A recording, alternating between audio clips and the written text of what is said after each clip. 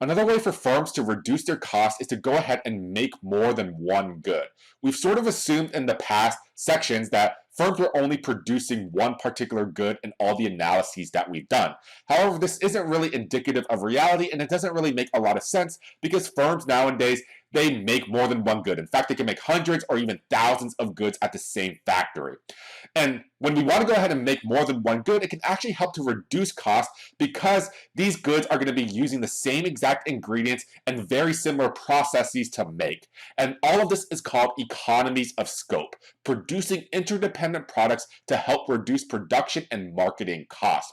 So take Procter and Gamble, for example. They produce every single item that you see here in this picture.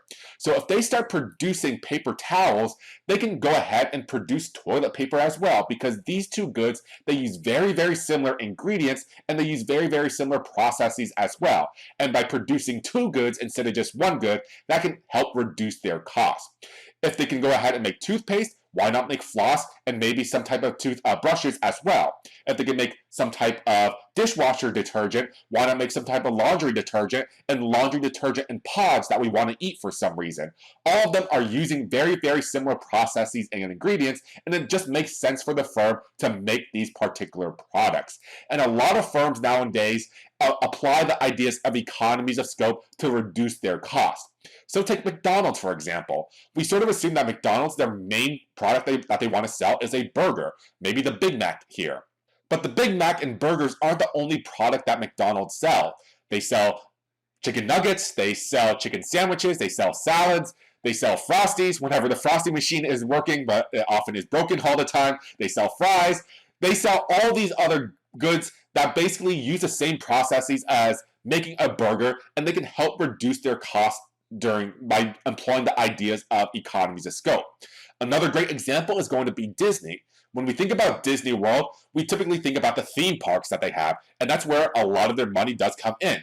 But the entertainment, the theme park business isn't the only area where Disney operates. It also has a huge media presence. It owns ABC, it owns Fox, so they do a lot of entertainment through there. They own ESPN as well, so they're going to be employing a lot of sports. So they get into that venture. They own a lot of entertainment sort of ventures, such as Marvel, Star Wars, that can easily tie into video games and toys. So Disney is essentially putting their paws and hands into a lot of different areas, and that can help reduce their costs by them going out into other areas and other ventures of other industries. So economies of scope, another way where firms can go ahead and reduce their costs, tied along with the ideas of economies of scale, but just in a very slightly different manner. So don't confuse scope and scale because they do mean two different things. Here, scope just tells us that we're producing interdependent products that use very similar processes and ingredients.